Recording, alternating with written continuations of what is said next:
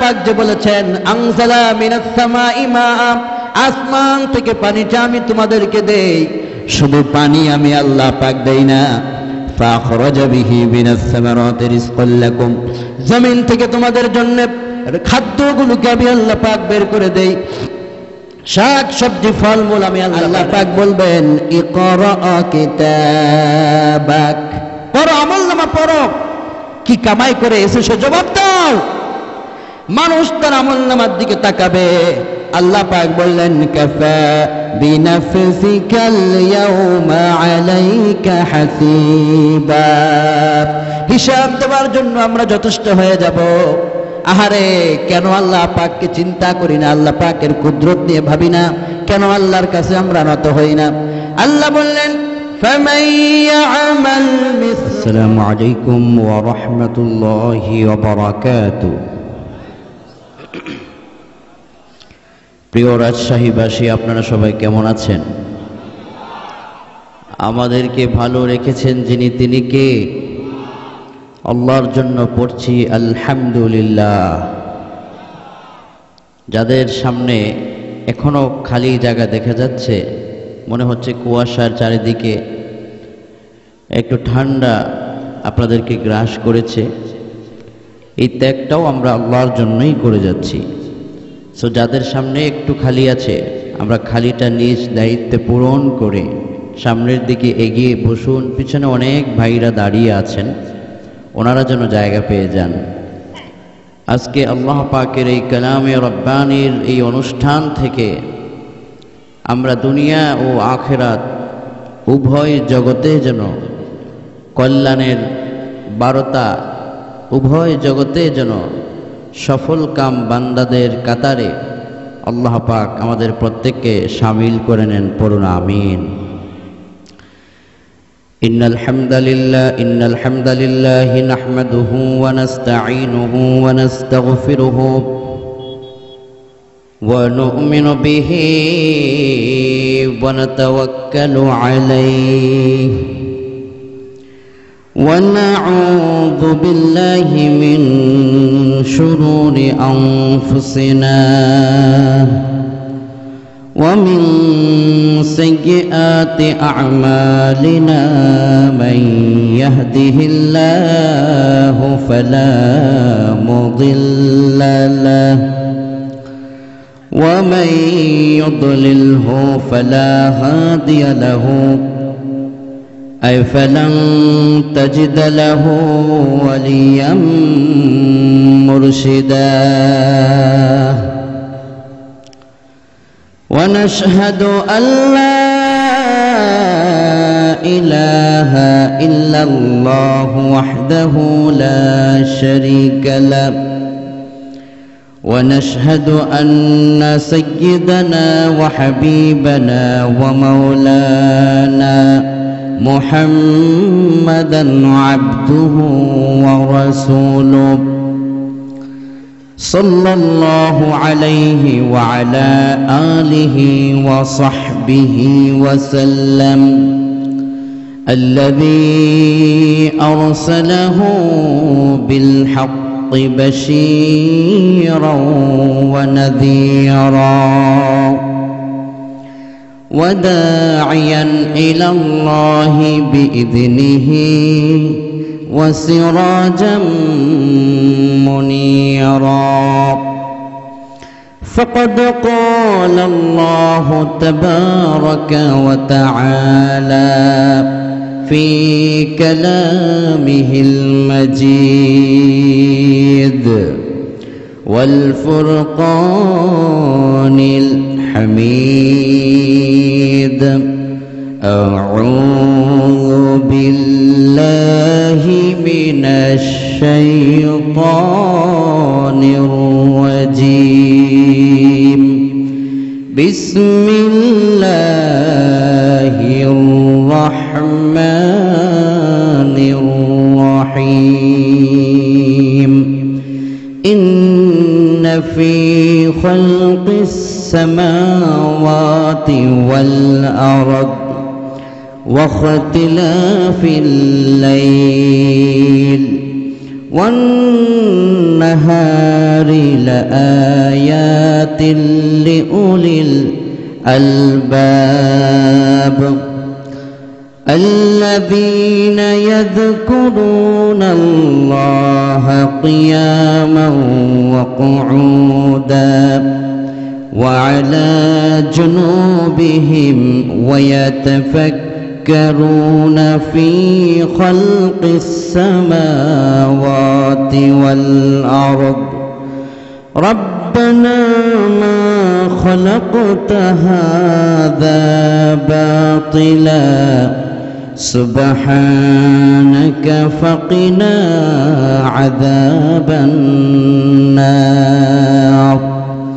وأيضا قال إن الله وملائكته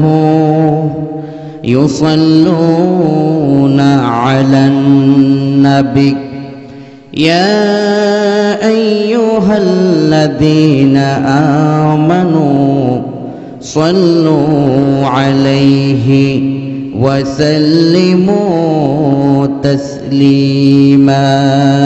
اللهم صل على محمد وعلى آل محمد كما صليت على إبراهيم وعلى آل إبراهيم إنك حميد مجيد. اللهم بارك على محمد وعلى آل محمد كما باركت على إبراهيم وعلى آل إبراهيم إنك حميد مجيد. তাহাজ্জুদের জায়না মাঝে মরণ দিও প্রভু আমায় ইকামতে দ্বীনের কাজে কবুল করে নিও আমায়। তাহাজ্জুদের জায়না মাঝে মরণ দিও প্রভু আমায় ইকামতে দ্বীনের কাজে শামিল করে নিও আমায়। বালাগাল উলা বিকামালিহি কাশাফাদ দুজা বিজামালিহি হাসনাত জামিউ খিসালিহি সাল্লু আলাইহি ওয়া আলিহি।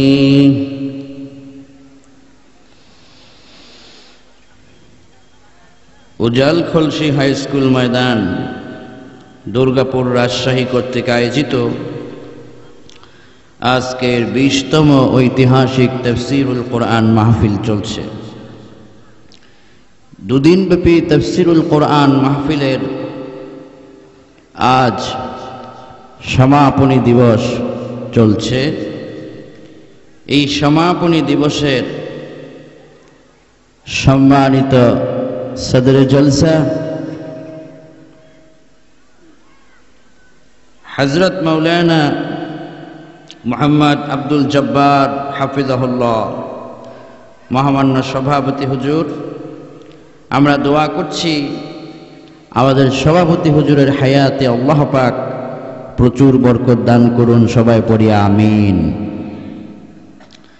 সহ সভাপতি হিসেবে এই প্রোগ্রামকে আলোকিত করেছেন আল্লাহর কাবাগর বাইতুল্লাহ জিয়ারতকারী মোহাম্মদ ওসমান আলী শেখ হাফিজাহুল্লাহ। সম্মানিত সভাপতি তাফসীরুল কোরআন মাহফিল বাস্তবায়ন কমিটি। এ বিশাল তাফসীরুল কোরআন মাহফিলটির সঞ্চালনায় যিনি রয়েছেন সাংগঠনিক সম্পাদক তাফসীরুল কোরআন মাহফিল বাস্তবায়ন কমিটি, আপনাদের হৃদয়ের কাছের মানুষ প্রিয় ভাই মোহাম্মদ আলতাফ হোসেন সাহাব হাফিজাহুল্লাহ। গতকালকে আপনাদের প্রোগ্রামে কথা বলেছেন কুমিল্লা থেকে আগত, যিনি জেনারেল ব্যাকগ্রাউন্ড থেকে বাংলাদেশের প্রতিটি প্রান্তে আল্লাহর কোরআনের বার্তা দাওয়াত দিয়ে যাচ্ছেন, ডক্টর জাকির নায়েকের পথ অবলম্বন করে যিনি সারা বাংলাদেশে ইতিমধ্যেই দ্বীনের দাওয়াতের ময়দানে বড় ভূমিকা রেখেছেন, আমার প্রিয় ভাই ডক্টর মিজানুর রহমান আজহারি হাফেজাহুল্লাহর সম্মানিত মামা, গতকালকে যিনি আলোচনা করেছেন হযরত মাওলানা মানিরুল ইসলাম মজুমদার হাফিজাহুল্লাহ। আমরা দোয়া করছি যারা এই দ্বীনের ময়দানে ইখলাসের সাথে আল্লাহর জন্য দাওয়াতের কাজ করছেন, আল্লাহ পাক যেন তাদেরকে তাদের কণ্ঠে ইলমে আল্লাহ যেন প্রচুর বরকত দেয়, সারা দুনিয়ায় যেন ইসলামের আলো ইসলামের সৌন্দর্য ছড়িয়ে পড়ে, সকলে পড়ুন আমিন। কথা বলেছেন আহসানুল্লাহ জিহাদি হাফিজাহুল্লাহ, আমার ভাই, আন্তর্জাতিক খ্যাতিসম্পন্ন মুফাসসির কোরআন, সাতক্ষীরা থেকে এসেছিলেন, তিনিও কথা বলেছিলেন। আজকে কথা বলেছেন হযরত মাওলানা আফজাল হোসেন সাহাব, প্রখ্যাত আলেমে দ্বীন, তিনি নওগাঁ থেকে এসেছেন, সহ যত উলামা হযরত আপনাদের এই দুদিনব্যাপী মাহফিলে আলোচনা করেছেন, স্টেজকে আলোকিত করেছেন। আমরা দিল খুলে প্রাণ খুলে সবার জন্য দোয়া করছি, আল্লাহ পাক যেন সকলের কণ্ঠকে আল্লাহর দ্বীন কায়েমের জন্য যেন আল্লাহ কবুল করে, পড়ুন আমিন। সম্মানিত হাজিরিন, আপনাদের রাজশাহীতে আমাদের ক্যাপিটাল সিটির এর অনুযায়ী রাজশাহীতে শীত একটু কম নাকি বেশি? ঢাকায় কোনো শীতই নাই। আজকে রাজশাহীতে দেখলাম লেজার, তারপরে হুডি, এগুলো পুরো রাস্তায় জুড়ে বিক্রি করছে। রাস্তায় নেমে দেখলাম প্রচুর শীত। তো শীতের আভাস আপনাদের রাজশাহীতে আল্লাহ তাআলা দিয়েছেন।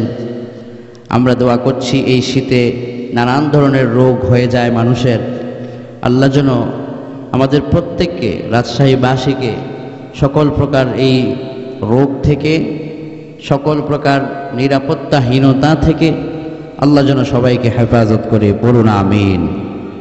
আপনাদের চেহারা দেখে আমি বুঝতে পারছি যে আপনারা অত্যন্ত অনেকেই এই কোরআনের ময়দানে এসেছেন, দীর্ঘ সময় আপনারা কষ্ট করছেন এবং অনেকের রাতের ডিনারও হয় নাই।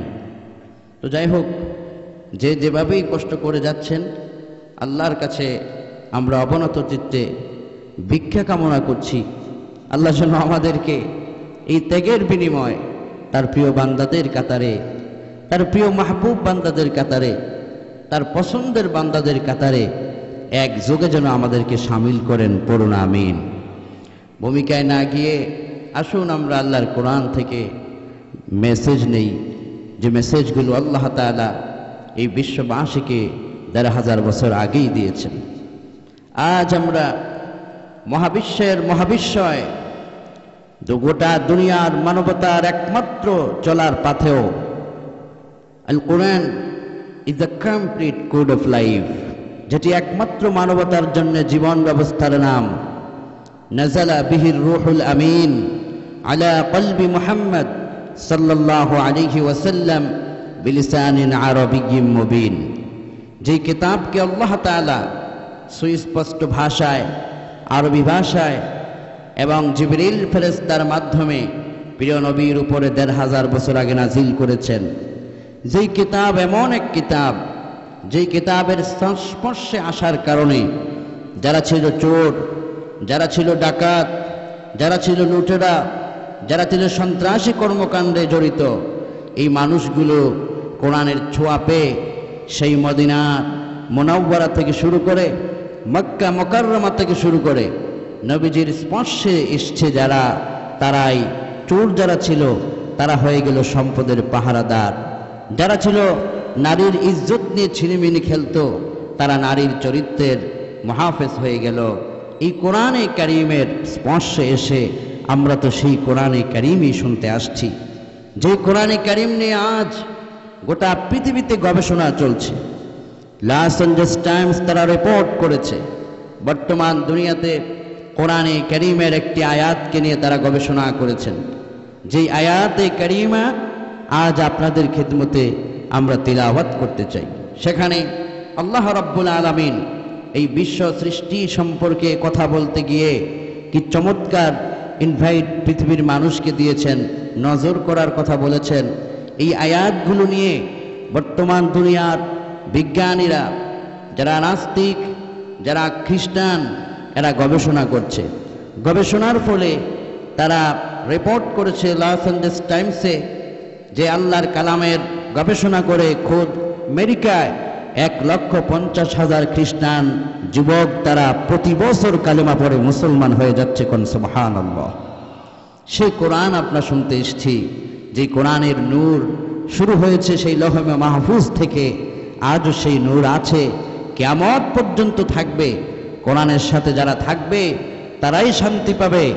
কোরআন থেকে বিন্দু পরিমাণ যারা পিছন ঘুরে দাঁড়াবে তারাই স্বৈরাচারীদের মতো পিছনের দরজা দিয়ে পালিয়ে যেতে বাধ্য হবে। কোরআন হচ্ছে এক আজিম কিতাব, যে কিতাব মানুষকে শুধু মুক্তি দিতে জানে, মানুষকে বেঁধে রাখতে জানে না। যে কোরআন মানুষদেরকে আলোকিত জীবন গড়তে দেয়, তাদেরকে অন্ধকার দেখাতে জানে না। আমরা সেই কোরআন শুনতে এসেছি। মহাবিশ্বের মহাবিশ্ব এই কোরআনে আলে ইমরানের এই আয়াতে আল্লাহ তাআলা কি বলতে চাচ্ছেন, আসুন আমরা বুঝার চেষ্টা করি। আয় আল্লাহ, আপনি যদি আমাদেরকে বুঝার তৌফিক না দেন আমরা বুঝতে পারবো না। আমাদের যেভাবে বলা দরকার, যেভাবে বোঝা দরকার, আপনি আমাদেরকে সেভাবেই বুঝার তৌফিক দান করুন। সকলে পড়ুন আমিন।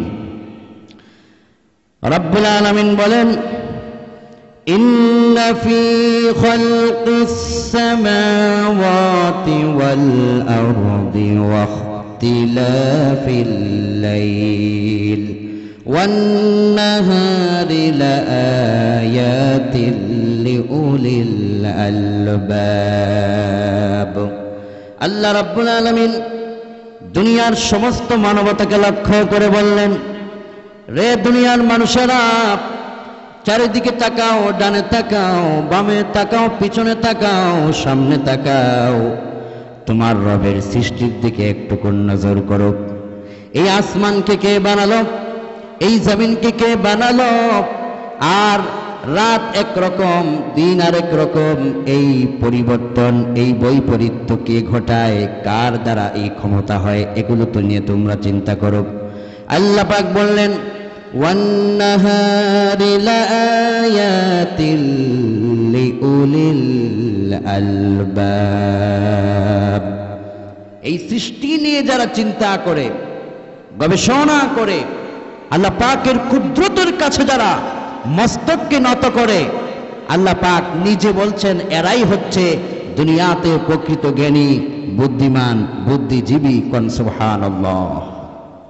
দুঃখজনক হলেও সত্য, আমাদের বাংলাদেশে স্যাটেলাইট টিভি চ্যানেলে যারা বড় বড় মোষ রেখে, দাড়ি কেটে, মোষওয়ালারা এসে টক শুতে বসে যত বেশি ইসলামের বিরুদ্ধে বিগত সময়ে বলছিল, তাদেরকেই বুদ্ধিজীবী বলে জনগণের কাছে পরিচয় করিয়ে দেওয়া হয়েছিল। তাদেরকে খুব সম্মান দেওয়া হতো রাষ্ট্রীয়ভাবে, ঠিক কিনা? তাদের মধ্য থেকে একজন চূড়ান্ত বেয়াদব হচ্ছে শাহরিয়ার কবির। সে টকশুতে বসে খুব আল্লাহ পাকের কালামের ব্যাপারে সুস্পষ্ট বিরুদ্ধে বক্তব্য দিয়েছিল। পর্দার ব্যাপারে পর্দা নাই, পর্দাকে সে কটাক্ষ করেছিল। এরপরেও সে বাংলাদেশের স্যাটেলাইট টিভি চ্যানেলে টকশুতে বসে ইসলাম বিদ্বেষী কথা ছড়িয়েছিল। কিন্তু এই টকশুর যে সমস্ত উপস্থাপক ছিল, ওরাই তাদেরকে বলছিল আজকে আমাদের সামনে এতটা বাজে বুদ্ধিজীবীদের একটা টকশো বসবে, তার মানে কোরআনের বিরুদ্ধে যারা বলতো ওদেরকে তারা বুদ্ধিজীবী বলতো।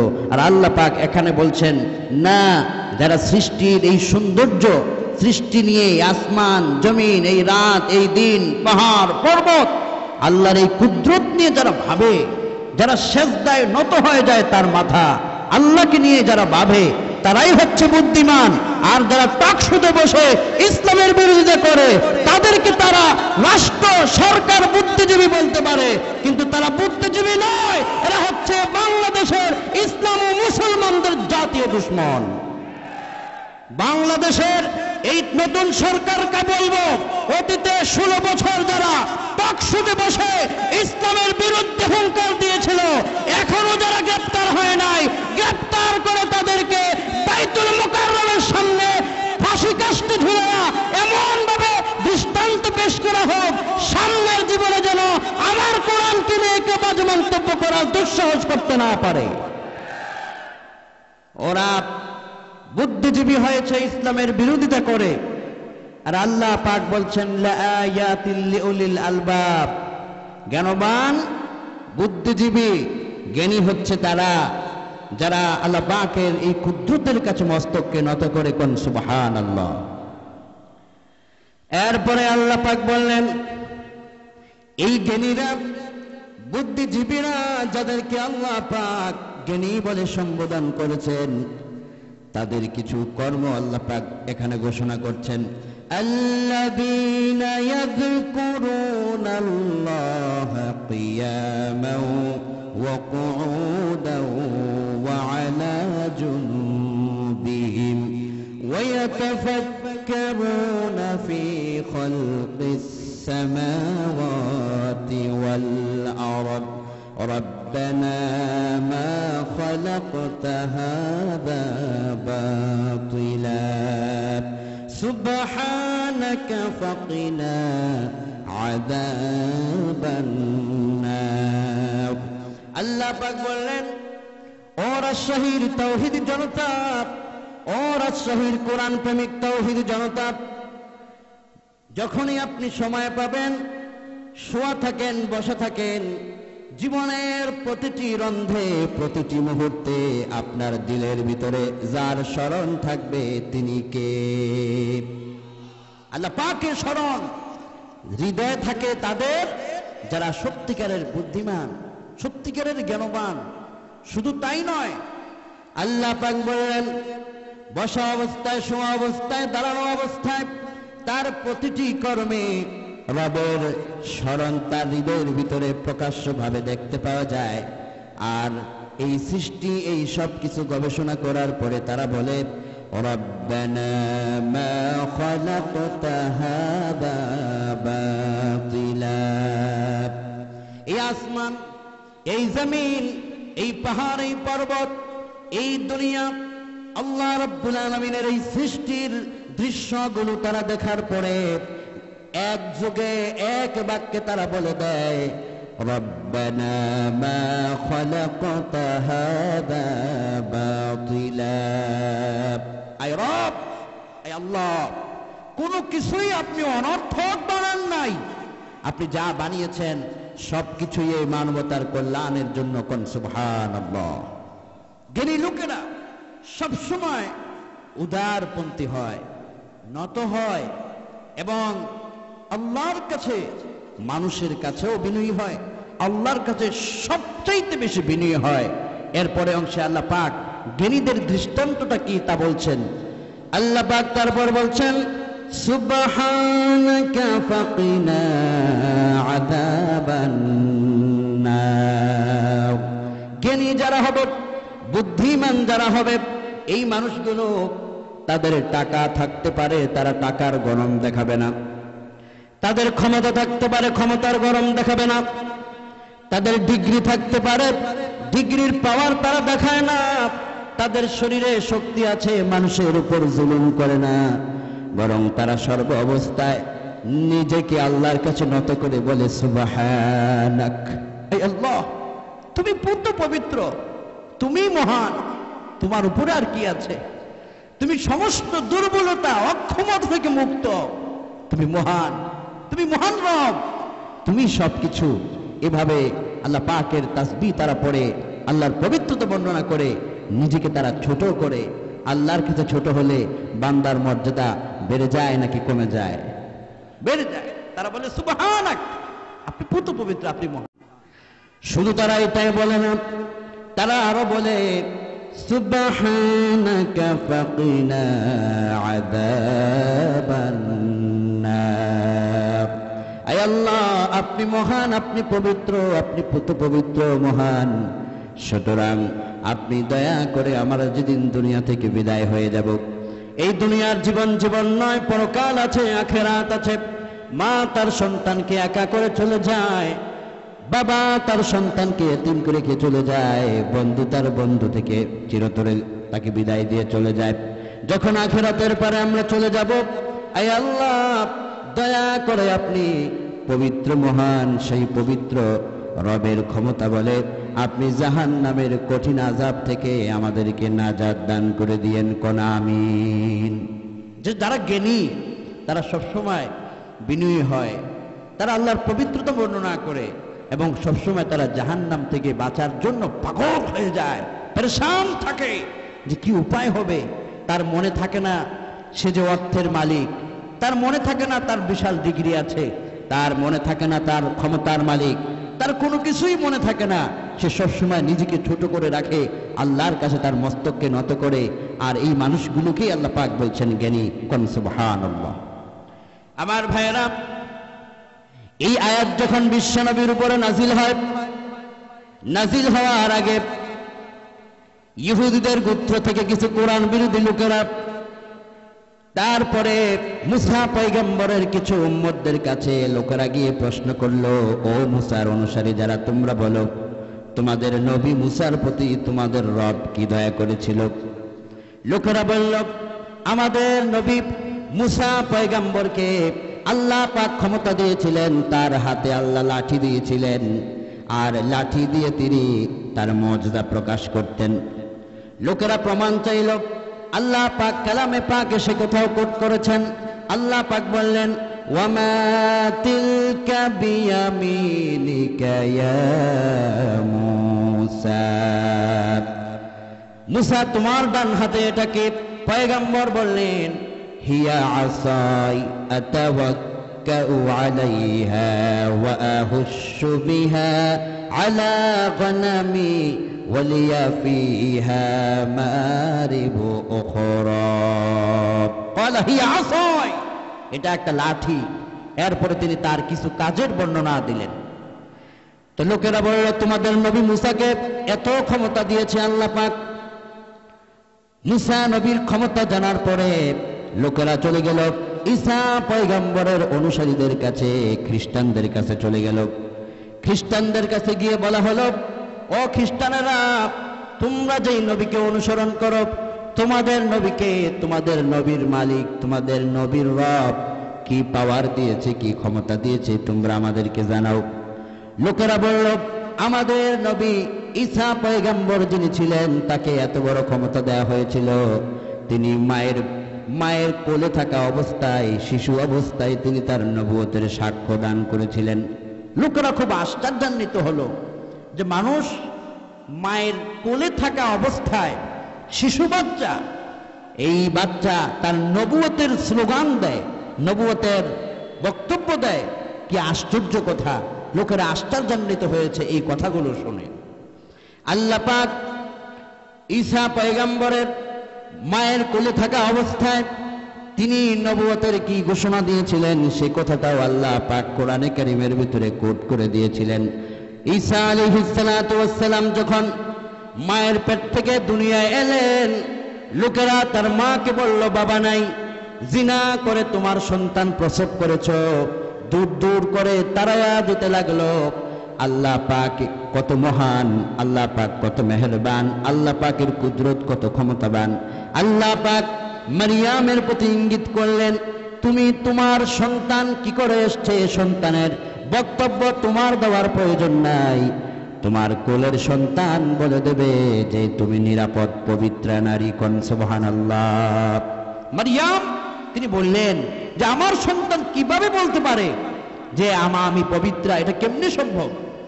ইঙ্গিত হলো, মারিয়াম, আল্লাহ রাব্বুল আলামিন যেভাবে চাইবেন সেভাবেই সম্ভব হবে।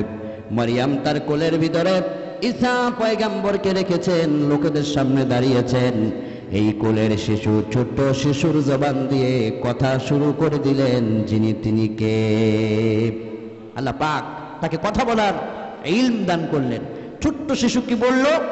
কোরআন কোট করছে। আল্লাহ পাক বললেন, ঈসা আলাইহিস সালাম সেদিন বলেছিলেন, ছোট্ট পয়গম্বর, ক্বালা ইন্নী আবদুল্লাহ আতানিয়াল কিতাব ওয়া জাআলানি নাবিয়্যা। আমার মাকে অপবিত্রা নারী বলে মাকে গালি দিও না, আমার মা অপবিত্রা নয়।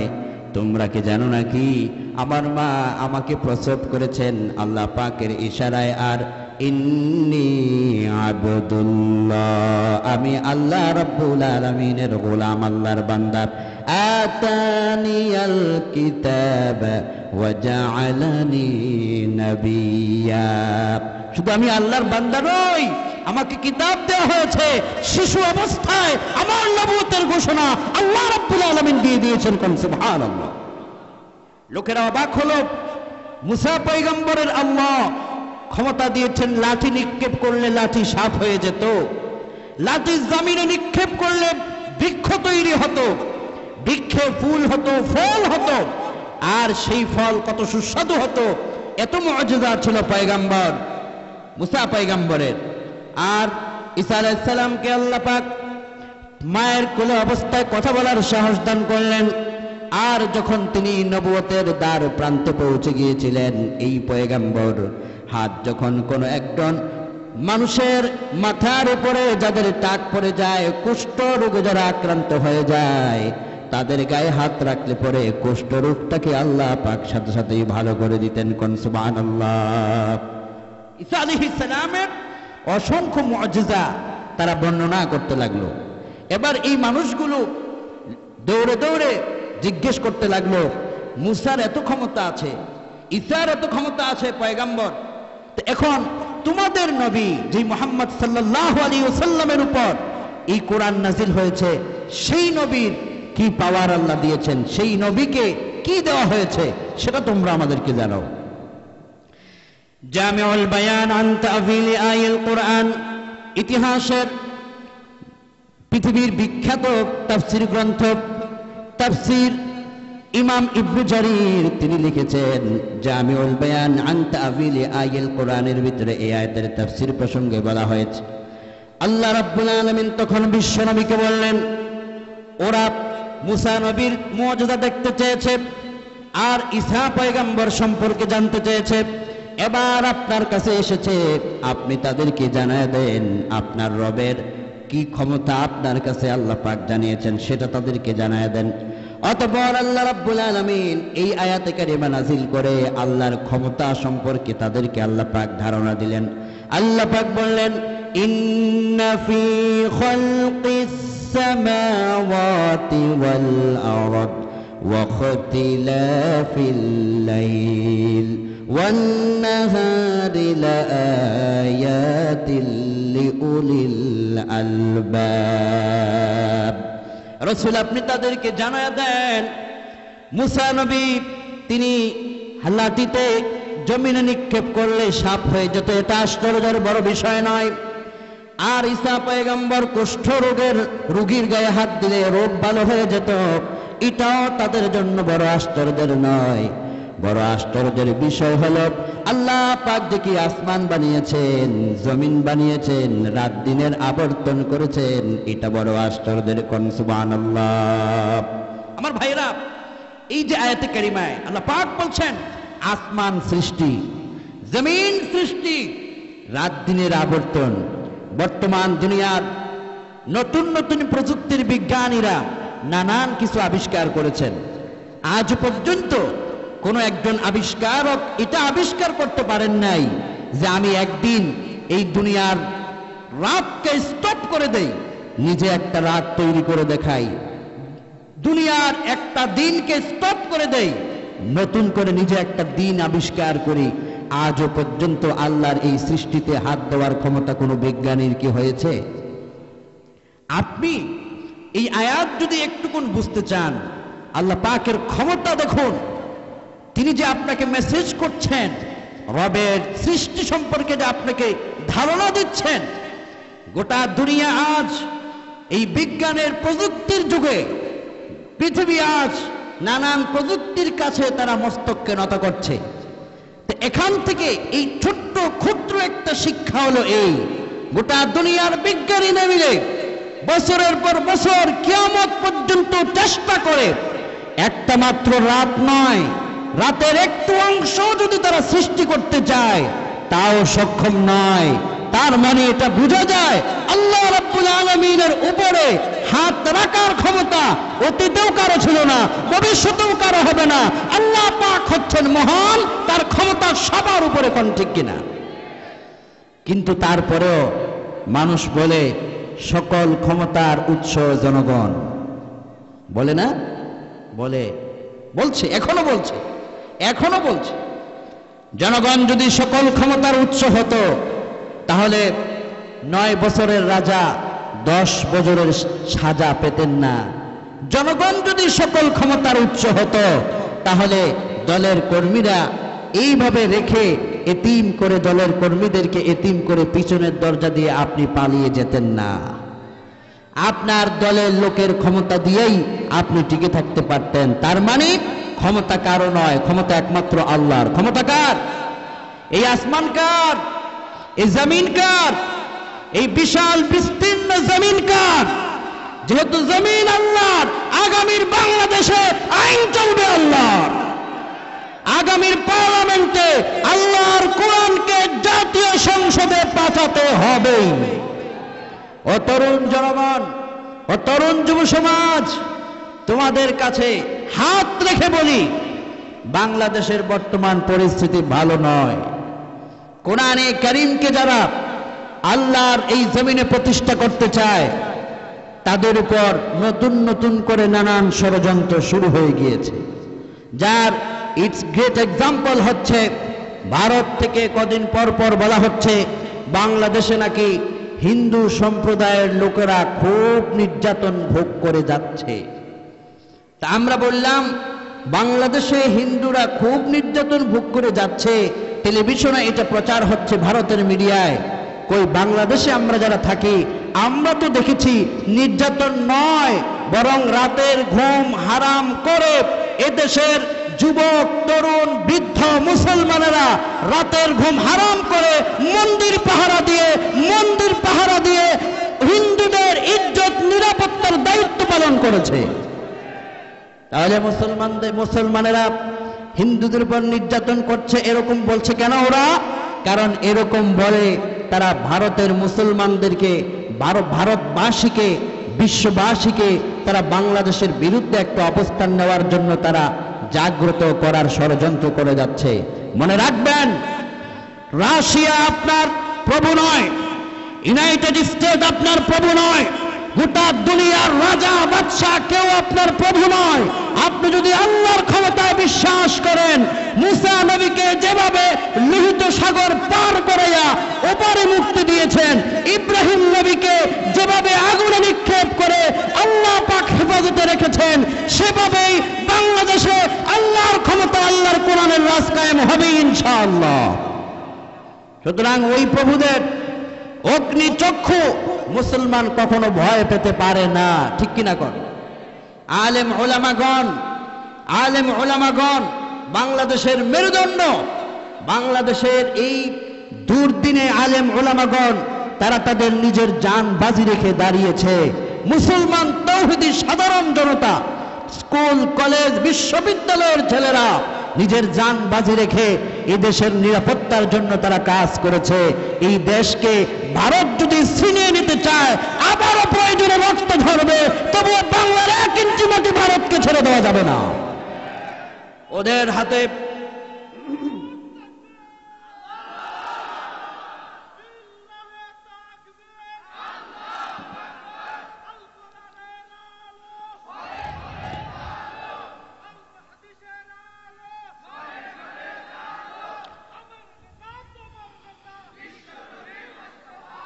যদি নাস্তিকদের কাছে, ইসলাম বিদ্বেষীদের কাছে আপনার মাটি, আপনার ভূমি যদি চলে যায়, মনে রাখবেন আপনার মসজিদগুলো মন্দিরে রূপান্তরিত হবে। মনে রাখবেন, আপনার স্যাটেলাইট চ্যানেলগুলো থেকে প্রতিনিয়ত কোরআনের বিরুদ্ধে হুঙ্কার দেওয়া হবে। সুতরাং মসজিদকে বাঁচাতে হলে, ইসলামকে বাঁচাতে হলে আগামী দিনে বাংলার মাটিতে আল্লাহর কালামে পাকের শাসন প্রতিষ্ঠার জন্য সবাইকে রায় দিতে হবে, বলেন ইনশাআল্লাহ। আল্লাহ তুমি হাতগুলোকে কবুল করো, বলি আমিন। আমার রাজশাহীর তাওহীদি জনতা, আল্লাহ পাকের ক্ষমতা বুঝাবার জন্য আল্লাহ পাক এই আয়াতটা সেট করেছেন। আর আল্লাহ পাকের ক্ষমতা বুঝাবার জন্য বর্তমান আধুনিক যুগের বিজ্ঞানীদের কাছ থেকে আমি একটা চমৎকার মেসেজ পেলাম। আল্লাহ পাকের আসমান, আল্লাহ পাক বললেন আসমানের সৃষ্টি নিয়ে একটু তোমরা চিন্তা করো। আমি গবেষণা করে অবাক হয়ে গেলাম। বর্তমান দুনিয়ার বিজ্ঞানীরা আল্লাহ পাকের এই আসমানকে চিন্তা করে, বহু বিজ্ঞানী তারা ইসলামের পথে নেমে এসেছেন। দুনিয়ার বিজ্ঞান বলছে এই যে একটা পুরা পৃথিবী, এই যে বাংলাদেশ, আমাদের মানচিত্রে আছে 56,000 বর্গ মাইলের একটা বাংলাদেশ। এই বাংলাদেশ পৃথিবীর বিভিন্ন দেশ থেকে বহু বড়, নাকি? মানচিত্র আমাদের ছোট না? ছোট, কিন্তু আপনার কাছে মনে হচ্ছে বড়। এই পৃথিবীটা, এই যে একটা দেশ, এই যে একটা রাষ্ট্র, এরকম 228টি রাষ্ট্র মিলে বর্তমান একটি পৃথিবী, যে পৃথিবীর ভিতরে বাংলাদেশ নামক ভূখণ্ডে আমরা বসবাস করছি। গবেষণা বলছে পুরো পৃথিবীতে 228টি রাষ্ট্র মিলে একটা পৃথিবী গঠিত হয়েছে। তুলনামূলক এই রাষ্ট্র থেকে মহাদেশ বড়, মহাদেশ থেকে গোটা দুনিয়াটা বড়। বাংলাদেশ থেকে পুরো দুনিয়াটা বড় না ছোট? সবাই বলুন, বুঝতে পারছেন আমার কথা? বাংলাদেশ থেকে পুরো পৃথিবীটা বড় না ছোট? বড়, এটা তো বুঝতে পারছেন, বড়। এবার দেখুন বিজ্ঞান, খালকিস সামাওয়াতি ওয়াল আরদ, জমিন আর আকাশ, এই দুটো বিষয়কে তারা সামনে নিয়েছেন। তারা বলছেন এই আসমান এবং জমিন সৃষ্টি নিজে নিজেই হয়েছে, কোন স্রষ্টার মাধ্যমে নয়। নাউজুবিল্লাহ কোন। তারা বলছেন দেয়ার ইজ নো গড। যারা আল্লাহতে বিশ্বাসী, আমরা সেখানে সিগনেচার করলাম আল্লাহ নামক স্রষ্টা পৃথিবীতে নাই। কিন্তু পরে এই বিজ্ঞানীরা নতুন করে তারা সিগনেচার করেছে, সেখানে তারা লিখেছে there is no god except Allah who created men from an embryo, great and your Lord is the most beneficent. তারা বলছে আমরা কিছুদিন আগে স্বাক্ষর করেছিলাম আল্লাহ বলতে কিছু নাই আসমান জমিন নিয়ে। এখন আমরা একটি গবেষণায় পেয়েছি, কে বলছে আল্লাহ নাই? তিনি সৃষ্টিকর্তা এবং আল্লাহ পাককে সর্বোচ্চ মেহেরবান, সর্বোচ্চ সম্মান, আর আল্লাহর জন্যে, আল্লাহর নামে সব হওয়া দরকার, প্রয়োজন। তারা সেটাকে তাদের সিগনেচারে বক্তব্য দিতে তারা বাধ্য হয়ে আল্লাহর এই সৃষ্টির গবেষণাকে মেনে নিতে বাধ্য হয়ে যখন সুবহানাল্লাহ। এবার বলুন আমাকে, এই বিজ্ঞানীরা একদিকে তারা বলল প্রথমে আল্লাহ নাই, পরে তারা মেনে নিল, তাহলে কোন জিনিসটা তাদের বিবেকে আল্লাহ পাকের এই তাওহীদের চিন্তা ঢুকালো, ইমানের চিন্তা ঢুকালো? শুনলে আপনি অবাক হয়ে যাবেন। বিজ্ঞান গবেষণা করে দেখল এই যে একটা পৃথিবী, আল্লাহ পাক সূর্য নামক আল্লাহ পাকের একটা গ্রহ সৃষ্টি করেছেন। বাংলাদেশের জমিন থেকে দাঁড়ালে সূর্যটারে কত সুন্দর দেখা যায়। এখানে মাহফিলের ভিতরে হাত তোলেন কারা কারা জীবনেও একবার সূর্য দেখেন নাই? আছেন নাকি? সবাই সূর্য দেখছেন? সূর্য, বিজ্ঞান এই সূর্যকে নিয়ে গবেষণা শুরু করলো। সূর্য থেকে তারা গবেষণা করে বলছে এই একটা সূর্যের ভিতরে যে সূর্যের আলো পৃথিবীতে নাজিল হয়, ওই পৃথিবীতে আলো আসতে তার সময় নেয় 8 মিনিট 30 সেকেন্ড। অথচ এই সূর্যটাই পৃথিবী থেকে 9,30,00,000 মাইল দূরে অবস্থিত। বিজ্ঞান এই জায়গাটাতে অবাক হয়ে যাচ্ছে। 9,30,00,000 মাইল দূরে যে সূর্যের অবস্থান, এই সূর্য পৃথিবীতে আলো দিতে মাত্র 8 মিনিট 30 সেকেন্ড সময় নেয়। এত দ্রুত আলোটা আসে কিভাবে? বিজ্ঞান গবেষণা করে দেখেছে এই আলো পৃথিবীতে আসা এই আলোর সঞ্চালন, এই সব কিছুর নিয়ন্ত্রণ সূর্যের ভিতরে এক কুদরতি খেলা করে যাচ্ছে। আর ওই কুদরতি খেলার যিনি আবিষ্কারক, যিনি ক্ষমতাবান, বিজ্ঞান খুঁজে পেয়েছে অলৌকিক এক শক্তি এর পিছনে কাজ করে। আর ওই শক্তি রাশিয়ার মস্কোওয়ালারা নয়, পৃথিবীর কোন রাজা বাচ্চারা নয়, ওই শক্তির একমাত্র উৎস হচ্ছেন আল্লাহ রাব্বুল আলামিন। কোন সুবহানাল্লাহ। শুধু তাই নয়, বিজ্ঞানীরা বলছে এই সূর্যটাকে যেখানে তারা দেখতে পেয়েছে, সূর্যের একটা নিজস্ব জায়গা অবস্থান রয়েছে, চন্দ্র তার একটা নিজস্ব কক্ষপথ রয়েছে, তারকা তার একটা নিজস্ব কক্ষপথ রয়েছে। বিজ্ঞান গবেষণা করে দেখেছে তারকার কক্ষপথ থেকে কখনো একটা তারকা সূর্যের কক্ষপথে ঢুকে নাই, সূর্যের কক্ষপথ থেকে কখনো সূর্য লাইন ক্রস করে চাঁদের দেশে ঢুকে যায় নাই। যাকে যেখানে আল্লাহ পাক চলার একটি রাস্তা তৈরি করে দিয়েছেন, কক্ষপথ দিয়েছেন, সে সেখানে অবস্থান করছে। শুধু অবস্থান করছেই না, বরং যার যে দায়িত্ব সে তার দায়িত্ব পালন করে যাচ্ছে। বিজ্ঞান অবাক হয়ে গিয়েছে, ওই জায়গার ভিতরে এগুলোকে নিয়ন্ত্রণ কে করে যাচ্ছে, কিভাবে সম্ভব? বিজ্ঞান সেখানেও বলছেন কুদরতি একটা শক্তি এখানে কাজ করছে, যা শক্তিটা আমার আল্লাহ ছাড়া কারো শক্তি নাই। কোন সুবহানাল্লাহ। আপনি অবাক হবেন আপনার রব কত বড়। বিজ্ঞান একটা ধারণা দিয়েছে। বিজ্ঞানীরা গবেষণা করে দেখেছেন এই যে দুনিয়াটা যত বড়, আল্লাহ রাব্বুল আলামিন যে সূর্যটাকে বানিয়েছেন, দুনিয়া থেকে এই সূর্যটা 1 2 নয় 13 লক্ষ গুণ বড়। সূর্যটা দুনিয়া থেকে সূর্যকে দেখতে আপনার ছোট মনে হলে, বিজ্ঞান গবেষণা করে দেখেছে সূর্যটা দুনিয়া থেকে 13 লক্ষ গুণ বড়। এবার বিজ্ঞান অবাক হয়ে কয়, এত বড় সূর্য কে বানালো? তার থেকে বড় কোনো গ্রহ পৃথিবীতে আছে নাকি? আমাদের গবেষণা করা দরকার। বিজ্ঞান গবেষণা করল যেই সূর্যটা পৃথিবী থেকে 13 লক্ষ গুণ বড়, এই সূর্যের চাইতে বড় কিছু পৃথিবীতে আছে নাকি গবেষণা করা দরকার। বিজ্ঞান গবেষণা করে পেয়েছে পৃথিবীর মহাশূন্যের খুব কাছাকাছি, পৃথিবীর নিকটতম জায়গায় বিজ্ঞানীরা একটা গ্রহ তারা দেখেছেন।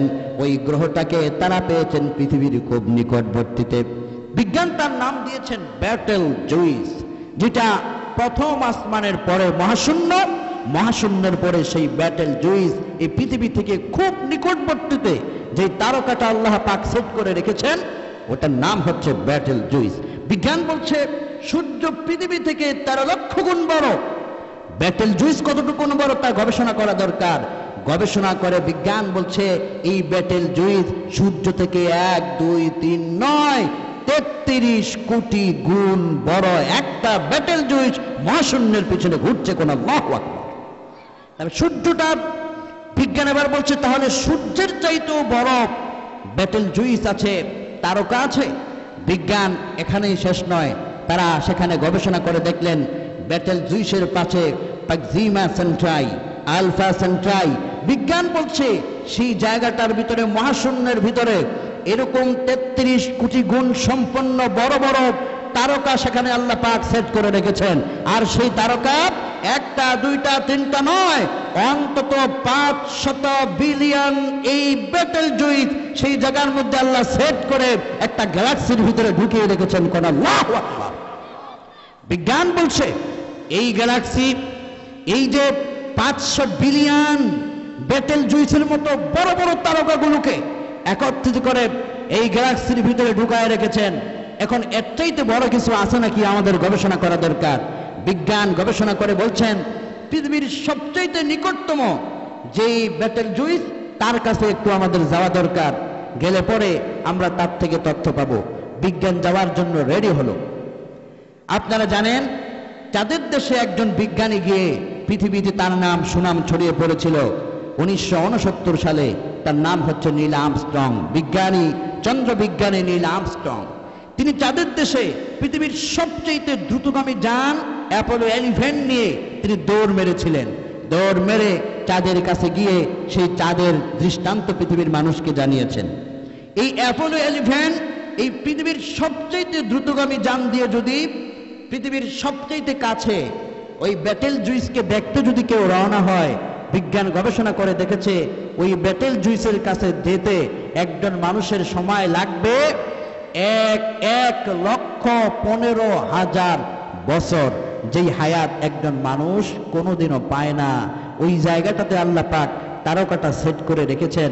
বিজ্ঞান বলছে যেখানে যাওয়া সম্ভব না সেখানে ওই তারকার নিয়ন্ত্রণ মানুষ কেমনে করতে পারে? নিশ্চয়ই কুদরতি একটা ক্ষমতা, শক্তি সেটাকে নিয়ন্ত্রণ করছে। কোন আল্লাহু আকবার। কারণ বিজ্ঞান তো বলেই যাচ্ছিল আগে এগুলো আল্লাহ বলতে কিছু নাই, নিজের শক্তিতে সবকিছু হচ্ছে। কিন্তু যখন দেখলো ব্যাটেল জুইস তাহলে নিয়ন্ত্রণ কে করছে? ব্যাটেল জুইসের কাছে যেতে অ্যাপোলো 11 যার গতি ঘন্টায় 39,000 কিলোমিটার বেগ, এর গতি 39,000 কিলোমিটার বেগ যদি ঘন্টায় হয় তাহলে তাকে ব্যাটেল জুইসে যেতে 1,15,000 বছর সময় লাগবে। ওই সময় তো পৃথিবীর কোনো মানুষও পায় না, তাহলে সেখানেও যাওয়া সম্ভব না। তার মানে ওই ব্যাটেল জুইস দুনিয়ার কেউ নিয়ন্ত্রণ করে না, নিয়ন্ত্রণ করেন যিনি, তিনি কে? আমার ভাইয়েরা, দুনিয়ার বিজ্ঞানী আসমান নিয়ে গবেষণা করে বললেন এই ব্যাটেল জুইস থেকে শুরু করে প্রথম আসমান নিয়ে আমরা চিন্তা করলাম। বিশ্ব নবী বললেন প্রথম আসমানের নিচে ব্যাটেল জুইস, প্রক্সিমা সেন্টাই, আলফা সেন্টাই, আর আল্লাহ পাকের এই ছোট্ট ছোট্ট সৃষ্টিগুলোকে আল্লাহ পাক রেখেছেন। বিজ্ঞান গবেষণা করে বললেন প্রথম আসমান কত বড়, দ্বিতীয় আসমান কত বড়। বিশ্ব নবীর একটা ছোট্ট হাদিস থেকে নবীজি বলেছেন, শোনো, তোমরা যদি কখনো সাহারা মরুভূমি দেখো, ওই মরুভূমির ভিতরে যদি তোমাদের হাতের আংটিটাকে রেখে দাও, পুরা মরুভূমির ভিতরে হাতের আংটি লাগলে আংটিটা দেখতে যত ছোট মনে হবে, প্রথম আসমানের উপরে যদি তোমরা সেই দ্বিতীয় আসমানকে নির্ণয় করতে যাও, প্রথম আসমানের চাইতে দ্বিতীয় আসমানের চাইতে প্রথম আসমান, ওই সাহারা মরুভূমিতে রাখলে আংটিটা যত ছোট মনে হবে, দ্বিতীয় আসমান থেকে প্রথম আসমান তত ছোট। এরপরে দ্বিতীয় আসমান থেকে তৃতীয়, চতুর্থ, পঞ্চম, ষষ্ঠ, সপ্তম, একটার থেকে একটার দূরত্ব, একটার থেকে একটার বরত্ব এত বেশি, এত বিশাল। বিজ্ঞান গবেষণা করে দেখেছে এগুলো দুনিয়ার কেউ নিয়ন্ত্রণ করা দুনিয়ার কারো পক্ষে সম্ভব নয়। বিজ্ঞান গবেষণা করে বললেন আল্লাহ রাব্বুল আলামিন এই বিশাল আসমান নিয়ে মানুষদেরকে কেন চিন্তা করতে বললেন? তার মানে হলো মানুষেরা বড় ক্ষমতা দেখায় কিন্তু নিজের ক্ষমতার বেলায় মানুষেরা একেবারেই শূন্য। আল্লাহ পাক এজন্য বললেন আফালা ইয়ানজুরুনা ইলাল ইবিলি কাইফা খুলিকাত ওয়া ইলাস সামাই কাইফা রুফিআত। আল্লাহ পাক বললেন ওট যে আমি আল্লাহ সৃষ্টি করেছি, ওরা কি তাকায় দেখে না? ওটের নিদর্শন কি তারা দেখে না? ওয়া ইলাস সামাই কাইফা রুফিআত, আসমানকে যে সুউচ্চ করা হয়েছে এটা কি ওরা দেখে না? এবার দেখেন আমার ভাইয়েরা, আল্লাহ পাক বললেন এই আসমান নিয়ে যদি দুনিয়ার কোন কাফিরদেরকে পর্যন্ত প্রশ্ন করা হতো, আল্লাহর আসমানের কাছে, আল্লাহর আসমানের এই সৃষ্টির কাছে, কুদরতের কাছে কাফেররাও মাথা নত করত। আল্লাহ পাক বললেন ওয়ালা ইন সাআলতাহুম মান খালাকাস সামাওয়াতি ওয়াল আরদ লা ইয়াকুলুন্না আল্লাহ কুলিল হামদুলিল্লাহি বাল আকহারুহুম লা ইয়াকিলুন। আল্লাহ পাক বললেন ওই মক্কার কাফেররা যারা ইসলামী আইন চায় নাই, রাসূলুল্লাহকে মানে নাই, তাদের কাছে যখন আসমানের সৃষ্টি নিয়ে প্রশ্ন করা হতো এগুলো কে বানিয়েছে, তখন তারা একযোগে বলতো লা ইয়াকুলুন্না আল্লাহ। কাফেররাও বলতো এই আসমান আল্লাহ রাব্বুল আলামিন বানিয়েছেন। কোন সুবহানাল্লাহ। এরা আল্লাহ পাকের প্রশংসা করত একযোগে। আল্লাহ রাব্বুল আলামিনের দুনিয়া, এই আসমান, এই জমিন, এই পৃথিবী নিয়ে যদি আপনি চিন্তা করেন আপনার ঈমানের দরওয়াজা বেড়ে যাবে। দেখুন এই যে দিনের বেলায় আপনারা মাঠে কাজ করতে যান, ফসল ফলাতে যান, এই যে জমিনটা, এই জমিনটা এখানে সমতল সমান নাকি এই জমিনটা উঁচু নিচু আছে? সমান আছে না যেখানে আপনারা বসে আছেন? আল্লাহ পাক কোরআনে বলছেন জমিনটার এই কুদরত নিয়ে একটু চিন্তা করো, আমি কত কত দয়া তোমাদের প্রতি করেছি, আর আমার ক্ষমতার বিস্তৃত কত বেশি। আল্লাহ পাক কোরআনে বললেন, ইয়া আইয়ুহান নাস উবুদু রাব্বাকুমুল্লাযী খালাকাকুম ওয়াল্লাযীনা মিন ক্বাবলিকুম লাআল্লাকুম তাত্তাকুন الذي جعل لكم الأرض فراشا। এই যে জমিনদার দিকে তাকায় দেখো, জমিনকে আমি আল্লাহ পাক সমতল করেছি। আধুনিক বিজ্ঞান গবেষণা করে দেখলেন এই জমিন যে আল্লাহ পাক সমতল করেছেন, শুধু কি তাই, ওয়ানজালা মিনাস সামাই মাআ, আর আসমান থেকে একমাত্র রহমতের বৃষ্টির পানি নাজিল করেন যিনি, তিনি কে? আপনারা কি ঘুমাচ্ছেন? আপনারা কি কষ্ট পাচ্ছেন? আমি জানি রাত গভীর হওয়াতে আপনারা কষ্ট পাচ্ছেন, কিন্তু তারপরও আমরা একটু তাফসীরটাকে আরো একটু এগিয়ে নিতে চাই আল্লাহর কুদরত নিয়ে। আরে আপনাদেরকে কখনো টাকা দিতে হয় না, তারপরে খাদ্য দিতে হয় না, বিনা পয়সায় বিনা খাদ্যে আপনারা আপনাদের নিজেদের পকেটের টাকা খরচ করে পর্যন্ত মাহফিলে আসেন। এটা প্রমাণ করে এই বাংলার জনগণ আল্লাহর কোরআনের জন্য তার সবটুকুন দিয়ে দিতে তারা প্রস্তুত থাকে, ঠিক কিনা কর? আল্লাহ সবাইকে কবুল করুন বলি আমিন। আমার ভাইয়েরা, এই আসমানের আলোচনা, আল্লাহর কোরআনের এই তাফসীরটা একটু কঠিন হলেও আপনার ঈমান জাগ্রত করবে। দেখুন আল্লাহ পাক আপনাকে বলছেন, আনজালা মিনাস সামাই মাআ, আসমান থেকে যে পানিটা নাজিল হয়, এই পানি নিয়ে তোমরা একটুকুন চিন্তা করো।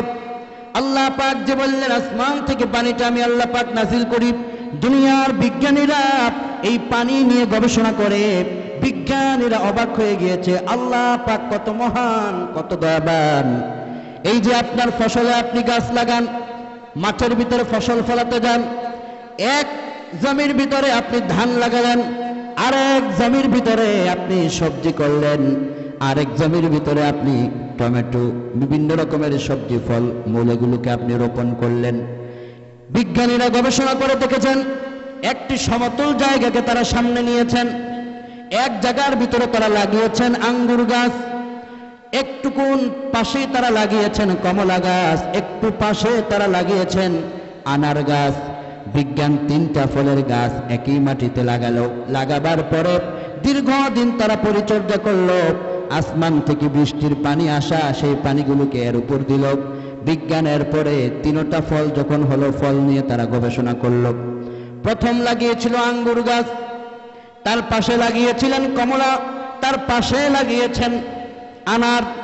ফল যখন হলো, আনার কাটা হলো, আঙ্গুর কাটা হলো, তারপরে কমলা কাটা হলো।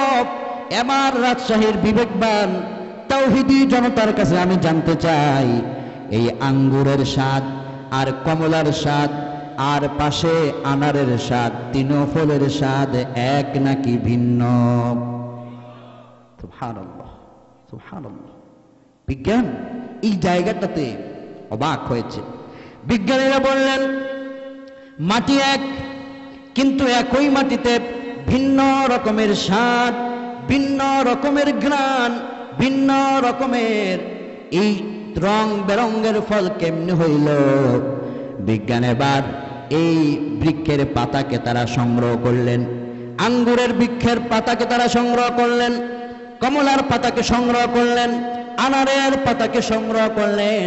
সংগ্রহ করে তিন ফলের পাতাকে তারা পরীক্ষাগারে নিয়ে গেলেন, পরীক্ষা করে তারা অবাক তথ্য দিলেন, রে দুনিয়ার মানুষেরা, আল্লাহ পাক দেখি মহান, আল্লাহ পাক দেখি দয়াবান।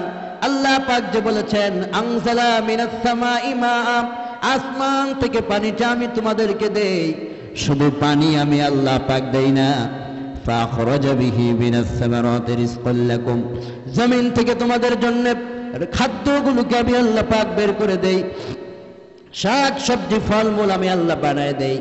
বিজ্ঞান এই তিন ফলের পাতাকে নিয়ে তারা গবেষণা করে দেখল, আল্লাহ পাকের কুদরতি খেলা সেখানে তারা দেখতে পেল।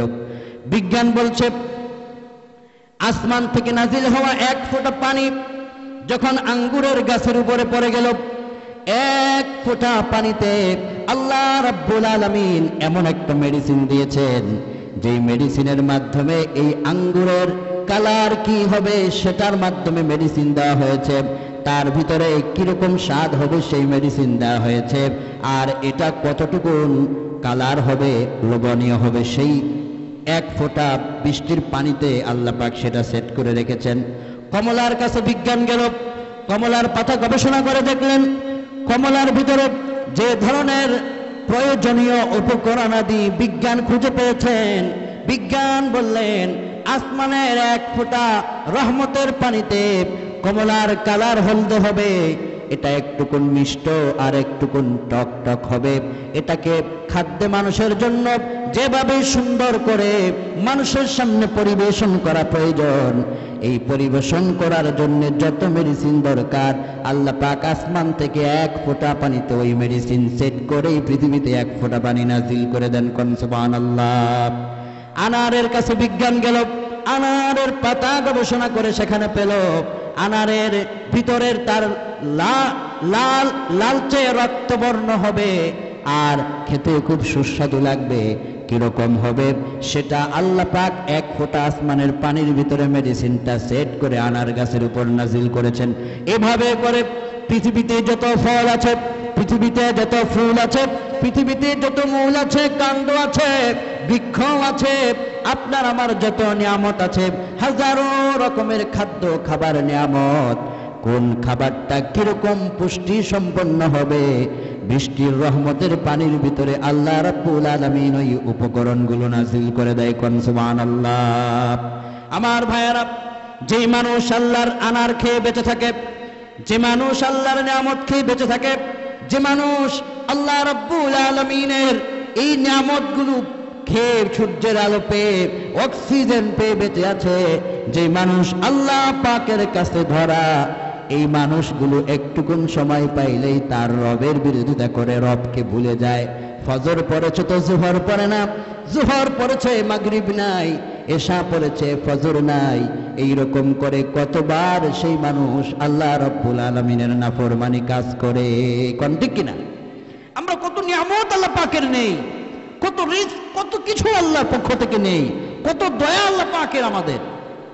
এই যে আমরা এখানে বেঁচে আছি, আমাদের পিছনে আল্লাহর কুদরতি নিয়ামত এখনো চলমান, যার গ্রেট এক্সাম্পল হলো এখানে যারা আছেন, আপনারা এখনো বেঁচে আছেন, শ্বাস নিঃশ্বাস নিচ্ছেন, ছাড়ছেন, এই যে অক্সিজেন সরবরাহ হচ্ছে, অক্সিজেন বাড়িতে পকেটে করে কেউ নিয়ে আসেন নাই, আপনার জন্য যতটুকুন অক্সিজেন সরবরাহ করা প্রয়োজন মাহফিল পর্যন্ত ততটুকুন অক্সিজেন সরবরাহ করে দিয়েছেন যিনি, তিনি কে? বিজ্ঞানীরা বললেন আল্লাহ রাব্বুল আলামিন প্রতিদিন আপনাকে আমাকে প্রত্যেকটা মানুষকে বাঁচাবার জন্য প্রত্যেকটা মানুষের পিছনে 550 লিটার অক্সিজেনের প্রয়োজন হয়, যার একদিনের মূল্য হলো $800, এক বছরের মূল্য হলো 29 কোটি টাকা। ও আমার রাজশাহীর তরুণ যুবক ভাইয়েরা, রাজশাহীর প্রিয় বৃদ্ধ বাবারা, আপনার কাছে জানতে চাই, বছরে 29 কোটি টাকার অক্সিজেন আপনি নিলেন, কোন সালের কোন মাসে অক্সিজেনের মূল্য আল্লাহ পাককে দিয়েছেন? কেউ কি দিয়েছি? আল্লাহ চেয়েছেন? আহারে আহারে, কি দয়াবান আল্লাহ, কি মেহেরবান রব। বিজ্ঞান বলছে শুধু এখানেই শেষ নয়, এই যে শ্বাস আপনি ছাড়ছেন, টানছেন, প্রতিদিন 24 ঘন্টার ভিতরে 20,000 বার আপনি শ্বাস নেন। বিজ্ঞান এই জায়গায় অবাক হয়ে কয়, আল্লাহ পাক যে কি কুদরতি কারিশমার খেলা মানব দেহে সেট করে রেখেছেন। 20,000 বার শ্বাস নেন, একবার শ্বাস নেওয়ার পরে যদি দ্বিতীয় শ্বাসটা টান দেওয়ার সময় আপনার শ্বাস যদি বন্ধ হয়ে যায়, বলুন দুনিয়ার এমন কোন বাচ্চা আছে যে আপনার শ্বাসটা পুনরায় ফিরাইয়া দিতে পারে? আছে নাকি? 20,000 বার শ্বাস নিচ্ছি আমরা, শ্বাস যদি স্টপ হয়ে যায়, জায়গার ভিতরে আমি হয়ে যাব মুর্দা লাশ। আমার অর্থ থাকবে না, আমার বৃত্তের কথা কেউ বলবে না, আমার জয়গানের কথা সেদিন কেউ বলবে না, সেদিন আমাকে বলবে আমি লাশ।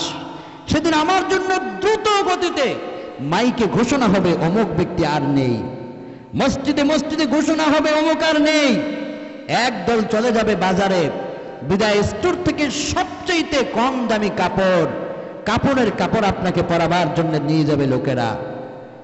যত কোটিপতি হন, বিজ্ঞজন হন, এমনকি আপনারা দেখেছেন লোকটা খুব ধনী মানুষ, মরার পরে ওই ধনী মানুষ তার অর্থের সম্পদের সম্মানে তার কবরে কিছু স্বর্ণ, কিছু পয়সা, কিছু অলংকার তার সম্মানে দিয়ে দাও, এমনটা কি কেউ করেছে? করে নাই। বরং যদি কেউ করেও, ওই রাতেই ওই কবরে ডাকাত দল হানা দিবে পয়সার জন্য, স্বর্ণের জন্য। কিন্তু মানুষ কতটুকুন পর্যন্ত নিজেকে নিয়ে বেখেয়াল যে আমি তো কবরের পাশে দাঁড়িয়ে আছি, মৃত্যুটা আমার কাছে আসন্ন, আমি কখন কোথায় চলে যাই কোনো গ্যারান্টি নাই। অথচ বিমালুম আমরা গুনাহ করে যাচ্ছি, পাপ করে যাচ্ছি। ফজর পড়লে জোহর নাই, জোহর পড়লে আসর নাই, সুদি কারবারিতে লিপ্ত, মানুষের মোবাইলের গ্যালারিতে গুনাহ নাটকে একেবারে পরিপূর্ণ। এরকম মুসলমান আছে না নাই? আমি পায়ে ধরে বলি আপনি যে মুসলমান, আপনার মোবাইল ফোনটাকে মুসলমান বানান। ও আমার মায়েরা, ও আমার মাহফিলে আসা এই যুগের সুমাইয়ার উত্তরসূরিরা, খাদিজার রাদিয়াল্লাহু আনহার উত্তরসূরি আমার মায়েরা, আপনার মোবাইলে যে টিকটক অপশনে যে গানগুলো বেজে যায়, আপনার গ্যালারিতে যে গানগুলো রেখেছেন, যেই বেহায়াপনার ছবির দৃশ্যগুলো রেখেছেন, এখনই আপনি ডিলিট করুন। যদি আজ আপনার মৃত্যু হয়, আগামীকাল এই মোবাইলটার মালিক আরেকজন হবে, আর সে দেখে দেখে আপনাকে ধিক্কার দিবে, আপনার প্রতি তার ধারণা ভিন্ন হয়ে যাবে। যুবক, আপনার মোবাইলের স্ক্রিনে গ্যালারিতে যে নগ্ন লঙ্গ বেহায়া দৃশ্যগুলো রেখেছেন, এই দৃশ্য আপনার মোবাইলের গ্যালারিতে নিয়েই কিন্তু মসজিদে আপনি ঢুকছেন, বের হচ্ছেন। আপনার কি এটা মনে নাই যে আপনার এই মোবাইল ফোন হয়তো আপনার সঙ্গে কথা বলতে পারছে না, কিন্তু মোবাইল ফোনের সাথে আপনি যা যা করছেন সব কিছু আল্লাহর আদালতে রেকর্ড হচ্ছে, একদিন সব খুলে খুলে আপনার সামনে উপস্থাপন করা হবে। আল্লাহ রাব্বুল আলামিন বলেন, মা লিহাযাল কিতাব লা ইউগাদিরু সাগীরাতান ওয়ালা কাবীরাতান ইল্লা আহসাহা। সেদিন প্রত্যেকটা মানুষের আমলনামাকে যখন ওপেন করে দেয়া হবে, যুবকেরা দেখবে কি আশ্চর্য কিতাব, গুনাহগুলো এখান থেকে বাদ পড়ে নাই, বড়গুলো বাদ পড়ে নাই, ছোটগুলো বাদ পড়ে নাই, কোনো কিছুই বাদ পড়ে নাই। আল্লাহ পাক বলবেন, ইকরা কিতাবাক, পড়ো, আমলনামা পড়ো, কি কামাই করে এসেছো জবাব দাও। মানুষ তার আমলনামার দিকে তাকাবে। আল্লাহ পাক বললেন, কাফা বিনাফসিকাল ইয়াউমা আলাইকা হাসিবা, হিসাব দেওয়ার জন্য আমরা যথেষ্ট হয়ে যাব। আহারে, কেন আল্লাহ পাককে চিন্তা করি না, আল্লাহ পাকের কুদরত নিয়ে ভাবি না, কেন আল্লাহর কাছে আমরা নত হই না? আল্লাহ বললেন, فمن يعمل مثقال خيرا يره ومن يعمل مثقال ذرة شرا يره। বিন্দু পরিমাণ ভালো করেছো আল্লাহ তোমাকে দেখাবেন, বিন্দু পরিমাণ মন্দ করেছেন তাও আল্লাহ পাক তোমাকে দেখাবেন। নবীজি বলেছেন, মেরাজের রজনীতে আমি এক শ্রেণীর যুবকদেরকে দেখেছি, যে যুবকদের জন্য আল্লাহর হাবিব বললেন, একটা আগুনের চুলা আমার সামনে এনে নিক্ষেপ করা হলো। আগুনের বিশাল একটা চুলা, এই আগুনের চুলা আমার সামনে নিক্ষেপ করার পর আমি দেখলাম কিছু যুবকদেরকে উলঙ্গ করে সেখানে দাঁড় করিয়ে রেখে দেওয়া হয়েছে। যুবকেরা আগুনের তাপ দেখে ভয়ে থরথর করে কাঁপছে। ও যুবকেরা, ওই যুবকগুলো আগুন দেখে ভয়ে থরথর করে কাঁপছে। নবীজি বললেন, আমি দেখলাম এই যুবকদেরকে একটু পরে ফেরেশতারা ধরে আগুনের উপরে নিক্ষেপ করে দিল। সেকেন্ডের ভিতরে এই যুবকদের দেহটা কঙ্কালে পরিণত হয়ে গেল। আগুনের চুলায় যখন যুবক পড়ে যায়, যুবক বলতে লাগলো, বাঁচাও বাঁচাও বাঁচাও, কিন্তু যুবককে কেউ বাঁচায় না। নবীজি বললেন, ফেরেশতারা এই যুবককে এইরকম কষ্ট কেন দেওয়া হলো? ফেরেশতারা বললেন, ইয়া রাসূলুল্লাহ, এ হচ্ছে সেই যুবক যেই যুবকেরা বিয়ে করার পরেও তারা পর নারীর সঙ্গে পরকীয়ায় লিপ্ত ছিল, আর তারা জিনার কাজে অংশগ্রহণ করেছিল, আর তাদের চক্ষু দিয়ে মোবাইল স্ক্রিনের ভিতরে নানান যুবতীদের ছবি তারা দৃশ্যমান করেছিল। আপনার মোবাইল স্ক্রিনে যখন ফেসবুক যখন আপনি, ইউটিউব, টিকটক, বিভিন্ন সোশ্যাল সাইটে যখন আপনি যান, দেখবেন স্পন্সর করে নানান রকমের ফিল্ম স্টার কিংবা বিভিন্ন স্টারদের ছবিগুলো বেশি উঠিয়ে দেওয়া হয়। এগুলোর সাথে সাথে স্কিপ করে উড়িয়ে যাবেন, যদি দেখেন তো আখেরাতে হাসরের ময়দানে ধরা পড়ে যাবেন। নবীজি বললেন, এই যুবকেরা এখানে একবার নয় দুইবার নয়, প্রথম আগুনের চুলার ভিতরে নিক্ষেপ করা হলে পরে যুবকেরা বলতে থাকে, বাঁচাও বাঁচাও বাঁচাও, কেউ বাঁচায় না, এই যুবক এখানেই মরে যায়। যুবকের হাড্ডি গুড্ডিকে আবার নতুন করে তাকে জিন্দা করা হয়, আবার তাকে এভাবে শাস্তি দেওয়া হয়, আবার সে মরে যায়, আবার তাকে শাস্তি দেওয়া হয়। নবীজি বললেন ফেরেশতাদেরকে, তাদেরকে এরকম শাস্তি কতদিন দেওয়া হবে? ফেরেশতারা বললেন, যারা এই পাপ করে কিয়ামত পর্যন্ত তাদের এই শাস্তি দেওয়া হবে। কোন নাউজুবিল্লাহ। নারীরা ও আমার মায়েরা, যাদের চুল পর পুরুষেরা দেখে, তাদের ব্যাপারেও সাবধান করেছেন নবীজি। নবীজি বললেন, যুবতী নারীদেরকে দেখলাম বিশাল আগুনের চুলা আনা হলো, নিম্ন দেশ থেকে আগুন দিয়ে তাপ দেওয়া হলো, নারীদেরকে আগুনের চুলার সামনে রেখে ওই নারীদেরকে আগুনের ভিতরে ঠাস করে ফেলে দেওয়া হলো। নারীরা বলতে লাগলো, বাঁচাও বাঁচাও। নবীজি বললেন, কেউ তাদেরকে বাঁচায় না। এরপরে এই নারীটা এখানে কঙ্কালে রূপান্তরিত হয়ে গেল, তার দেহ থেকে গোশত আলাদা হয়ে গেল। কঙ্কাল যখন হয়ে গেল, এটাকে ফেরেশতারা নিক্ষেপ করে দিল। এই কঙ্কাল থেকে আবার তার সুঠাম সজীব দেহ আল্লাহ পাক সৃষ্টি করলেন, আবার এই যুবতী নারীকে চুলায় নিক্ষেপ করলেন, আবার সেই এরকম করে কঙ্কাল হয়ে গেল। এভাবে করে পরম্পরা তাকে শুধু শাস্তি দেওয়া হচ্ছে। আল্লাহর হাবিবের মা হলো, আল্লাহর হাবিব বললেন, রে ফেরেশতারা, এরকম করে একটা মানুষকে একবার শাস্তি দিলেই তো সে শেষ হয়ে যায়, সহ্য করতে পারে না, বারবার তাকে কেন শাস্তি দেওয়া হচ্ছে? ফেরেশতারা বললেন, ইয়া রাসূলুল্লাহ, ইয়া হাবিবাল্লাহ, এই নারীগুলোর অপরাধ ছিল, তারা স্বামী থাকা অবস্থায় তারা পরকীয়ায় লিপ্ত ছিল। স্বামী ছিল বিদেশের বাড়িতে, বিদেশ থেকে টাকা পাঠাতো, স্বামীর ওই টাকা দিয়ে রাজশাহীর শপিং মলে গিয়ে শপিং করত। চুলগুলোকে তারা যুবকদেরকে দেখিয়ে রাখত, তাদের বডি ফিটনেস গুলোকে টিকটকের মাধ্যমে মানুষের সামনে দৃশ্যমান করত। যে সমস্ত নারীরা পর্দার খেলাফ কাজ করে, তাদের নিজেদের বডি ফিটনেসটাকে টিকটকের আয়নায় নিয়ে আসে, আল্লাহর হস্তে মাপ চায়, আল্লাহর হস্তে প্রয়োজনে পায়ে ধরে, মা তোমার কাছে আমি বলে যাই, হাসরের ময়দানে এই জাহান্নামের চুলায় যদি তোমাকে নিক্ষেপ করা হয়, কখনো তুমি সহ্য করতে পারবে না। আর সেই আযাব লা ইয়ামুতু ফিহা ওয়া লা ইয়াহইয়া, জীবন মৃত্যু একটা অবস্থা হবে, কেউ সেখানে বাঁচাতে পারবে না। নবীজি বললেন, নারীদেরকে জানায়া দাও, তারা যেন তাদের চুলগুলো পরপুরুষকে না দেখায়, তাদের বডি ফিটনেস যেন অন্যের কাছে দৃশ্যমান না করে, এরা যেন তাদের স্বামী ছাড়া কারো কাছে তাদের দেহ দৃশ্যমান না করে। এজন্য এই আযাব থেকে বাঁচার জন্য প্রত্যেকটা স্বামীকে উচিত তাদের স্ত্রীদেরকে কন্ট্রোল করা, প্রত্যেকটা বড় ভাইকে উচিত তার ছোট বোনদেরকে কন্ট্রোল করা, প্রত্যেকটা মুরব্বীদের উচিত তার অধীনস্থ ছোট্ট ছোট্ট বাচ্চাদেরকে ইসলাম শেখানো। মনে রাখবেন, এই দুনিয়ার জীবন যখন ফুরিয়ে যাবে, একা এসেছেন, একাই আবার কবরে চলে যেতে হবে, ঠিক কিনা? কেউ যাবে না। সভাপতি সাহেব এত বড় আলেম মানুষ, খুব আমার এলাকায় সেবা করছেন, আজকে মারা গেছেন, ওনার সাথে আমি একটু সাথী হব, এমনটা কি কেউ বলবে? স্ত্রী এসে বলবে না, আমার স্বামী আমাকে খুব ভালোবাসতো, আমার স্বামী মাথার ঘাম পায়ে ফেলে নিজে না খেয়ে আমার পছন্দের খাবারটা বাজার থেকে নিয়ে আসতো, বিদেশের বাড়িতে গেলে স্বর্ণ গহনার কোনো কমতি ছিল না, আমার এই স্বামীটা মারা গেছে, আমি আমার স্বামীর কবরে একদিনের জন্য সাথী হই, ওই এক সেকেন্ডের জন্য কেউ সাথী হতে চাইবে না।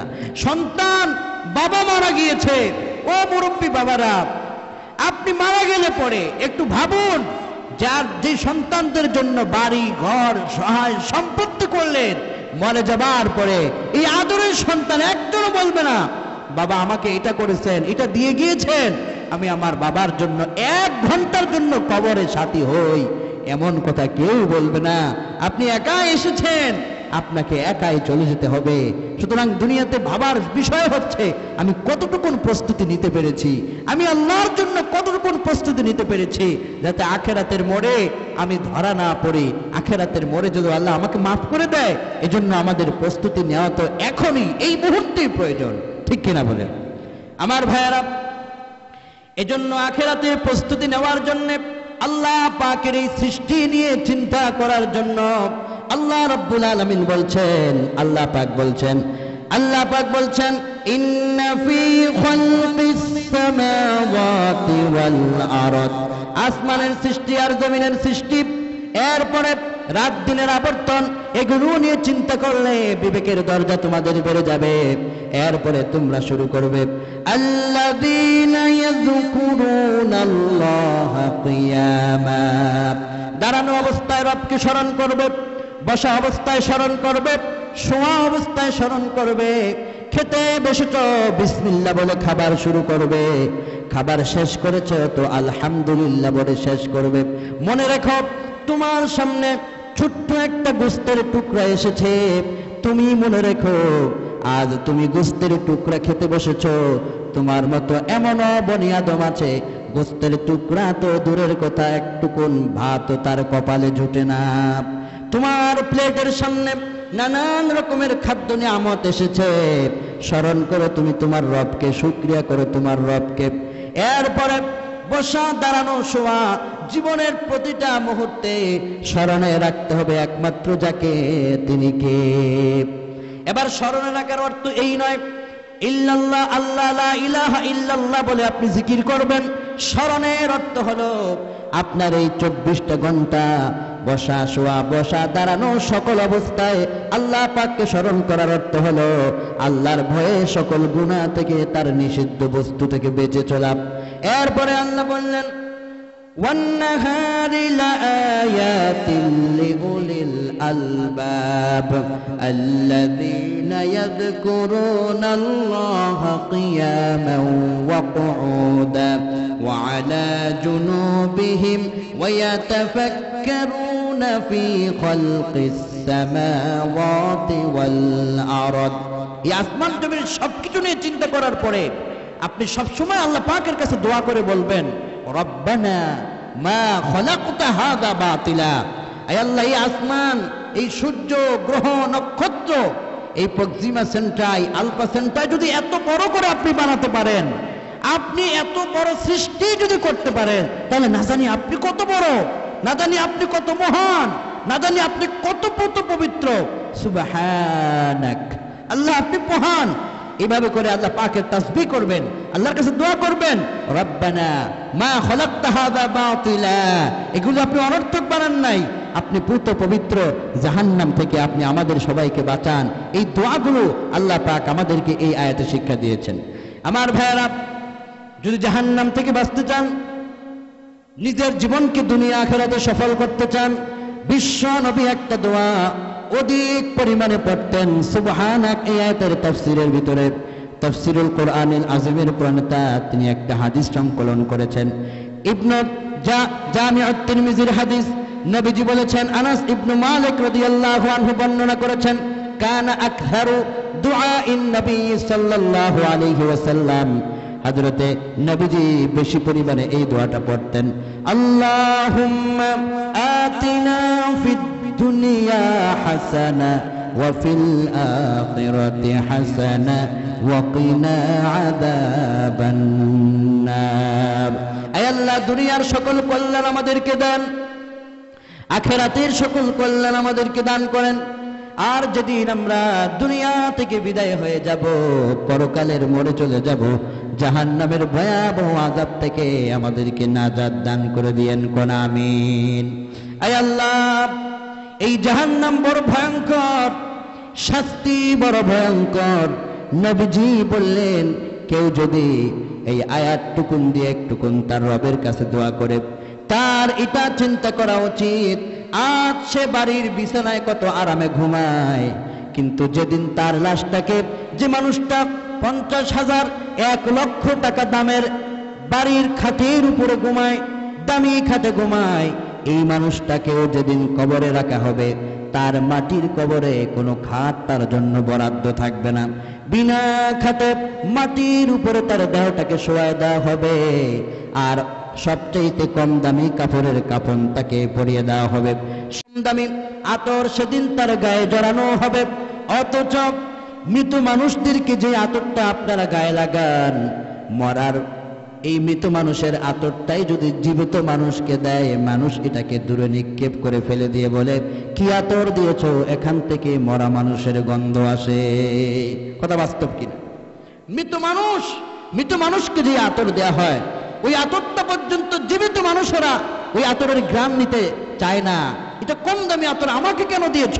অথচ এই মানুষটাকেই মরার পরে তাকে এই কম দামি আতর দেওয়া হবে, কম দামি কাপড় দেওয়া হবে, তার কোনো বিছানা থাকবে না। সেই মানুষগুলোর দুনিয়াতে কত অহংকার, কত কত পেরেশান।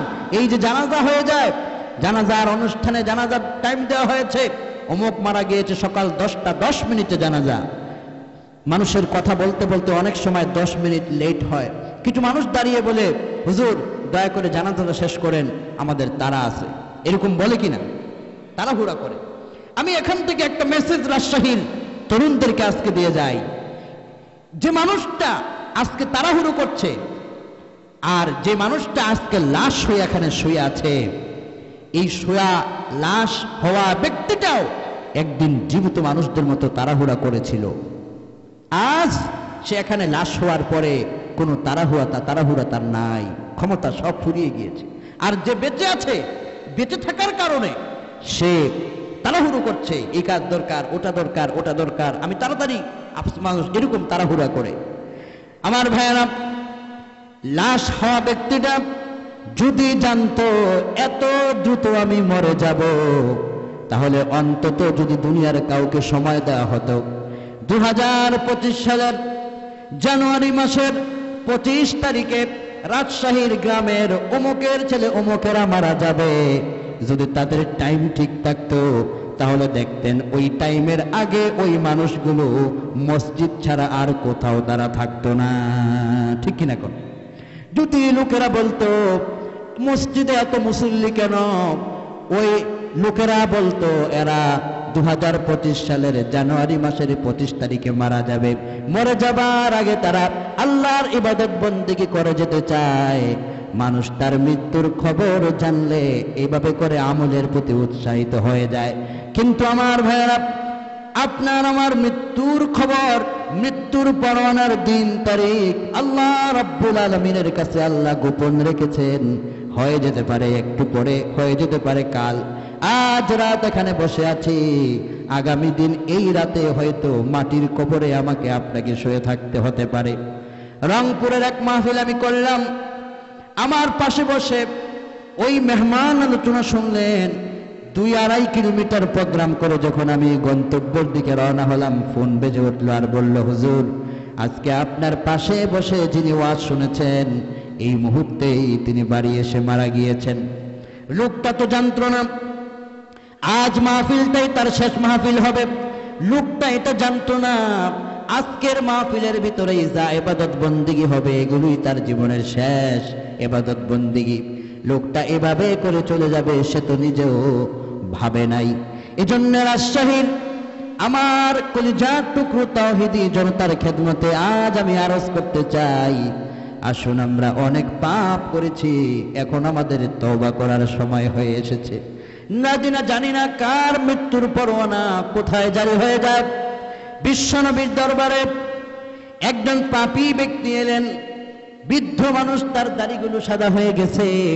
লোকটা বললেন, হুজুর আমি এত পাপ করেছি, আমার পাপগুলো এত বেশি, আমার মন সাক্ষী দেয় এই পাপ আল্লাহ মাফ করবেন না।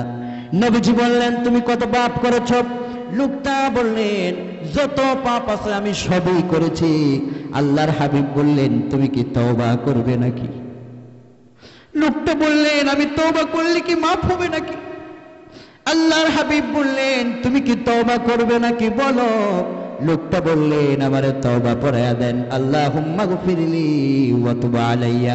আল্লাহর হাবিব বললেন, তুমি তোমার গুনাহের সাগর নিয়া এখানে রবের দরবারে তওবা করেছো, আল্লাহ পাক জানিয়েছেন এই মুহূর্তে আত্তাইবু মিনাজ যামবি কামান লা যামবালা, তওবা করার কারণে তোমার গুনাহগুলো এমন ভাবে মাফ হয়ে গেছে যেন আগে এক বিন্দু গুনাহ তোমার আমলনামার ভিতরে ছিল না। কোন সুবহানাল্লাহ। গুনাহ করেছেন, পাপ করেছেন, রবের দরবারে চাইবেন। দুনিয়ার কেউ যেটা পারে না সেটা আপনার রব পারে। বিশ্বনবীর দরবারে একজন সাহাবী ছোট্ট একটা পাখির বাচ্চা নিয়ে এলেন। এই পাখির বাচ্চাটা আমি রাস্তায় পেয়েছি, আর এই পাখির বাচ্চাটাকে নেয়ার জন্য দূর থেকে মা আমার পিছন পিছন দৌড়ে এসেছে। মায়ের হৃদয়ে ছোট্ট বাচ্চার প্রতি কি দরদ আমি দেখাতে এসেছি আপনার দরবারে। নবীজি তখন সাহাবীকে বললেন, রে সাহাবী, ছোট্ট একটা বাচ্চার প্রতি মায়ের কি দরদ তাই তুমি আমাকে দেখাতে এসেছো। তুমি কি জানো নাকি তোমার রব, তোমার আল্লাহ, তোমার মহান রব তোমাকে কত ভালোবাসে। এই যে বাচ্চাটা তুমি ধরে নিয়ে এসেছো, মা তার পিছনে দৌড়ে এসেছে তার বাচ্চাকে তোমার থেকে ফিরিয়ে নেওয়ার জন্য। বাচ্চাটার হৃদয়ে যতটুকুন ভালোবাসা, আল্লাহ রাব্বুল আলামিন মুহাব্বত আর ভালোবাসাকে 100 ভাগ এর করার ভিতরে 99 ভাগ মায়া আল্লাহ পাক তার নিজের কাছে রেখে দিয়েছেন, আর মাত্র 1 ভাগ মায়া তামাম পৃথিবীর সমস্ত সৃষ্টিকুলের মধ্যে বন্টন করে দিয়েছেন। 1 ভাগ মায়ার বন্টনের কারণে এই ছোট্ট পাখির বাচ্চার মা সন্তানের জন্য পাগল হয়ে দৌড়ে সাহাবায়ে কেরামদের মজলিসে চলে এলো। পাখির মা এটা চিন্তা করে নাই মানুষের মজলিসে গেলে লোকেরা আমাকে মেরে ফেলবে, হত্যা করবে, এই চিন্তা করে নাই। কেননা মায়ের মায়া এমনই হয়, সন্তানকে বাঁচাবার জন্য প্রয়োজনে মা জীবনও দিতে পারে। ঠিক কিনা কর? এই যে একটা ভালোবাসা, এটা হয়েছে ভালোবাসার কারণে। রাজশাহীর কোনো একটা গ্রামে হঠাৎ করে গ্রামের কোনো একটা ঘরে আগুন লাগলো। আগুন লাগার পরে লোকেরা মাইকে আওয়াজ করছে, অমুক বাড়িতে আগুন লেগেছে, সবাই বাঁচাও। কাছে গিয়ে দেখলেন ঘরের ভিতরে আগুন জ্বলছে, আর একজন মা ঘরের ভিতরে আগুনের ভিতরে ঝাঁপ দিয়ে তিনি দৌড়ে পড়েছেন। লোকেরা মাকে কাপড়ে টেনে ধরছে, ও মা, এই আগুনে পড়লে তুমি মারা যাবে, আমরা আগে আগুন নিভাই, তারপরে তুমি তোমার ঘরে প্রবেশ করো। কিন্তু মা বলে, তোমরা পানি দিয়ে আগুন নিভাতে নিভাতে আমার সন্তানটা হয়তো মারাও যেতে পারে। আমি আমার সন্তানের শেষ পর্যন্ত সন্তানকে আগলে রাখতে চাই। মা তখন আগুনের ভিতরেও ঝাঁপ দেয় সন্তানের নিরাপত্তা দেওয়ার জন্যে। ঠিক কিনা কোন? এই যে মা আগুনে ঝাঁপ দিয়ে পড়ে, কিসের কারণে, কিসের আকর্ষণে? মায়ের হৃদয়ে আল্লাহ প্রদত্ত একটা ভালোবাসা আল্লাহ দিয়েছেন, মোহাব্বত আল্লাহ পাক দান করেছে। মায়ের ভালোবাসাটা 100 ভাগের 99, 100 ভাগের মাত্র 1 ভাগের কিঞ্চিত বিন্দু পরিমাণ ভালোবাসা মা পেয়েছে। এই ভালোবাসার কারণে মা আগুনে ঝাঁপ দেয় সন্তানের জন্য। এই ভালোবাসার কারণে বন্ধু বন্ধুর জন্য জীবন দেয়, প্রিয় মানুষের জন্য প্রিয় মানুষেরা জীবন দেয়। যে আল্লাহর দরবারে 99 ভাগ মায়ায় আল্লাহ রেখে দিলেন শুধু বান্দা বান্দীদের জন্য, সে আল্লাহ রাব্বুল আলামিনের দয়া আপনার আমার উপর কত বেশি, কত বিশাল। এজন্য নবীজি বলেছেন, বান্দা যতই পাপ করুক না কেন, গুনাহ করুক না কেন, সে যদি বলে সুবহানাকা ফাকিনা আযাবান নার, অপুত পবিত্র আল্লাহ মহান, জাহান্নাম থেকে বাঁচাও, এই কথা বলে যখন চোখ বেয়ে বেয়ে তার পানির ফোঁটাগুলো যখন পড়তে থাকে, আর যখন সে 2 রাকাত নামাজে দাঁড়িয়ে যায়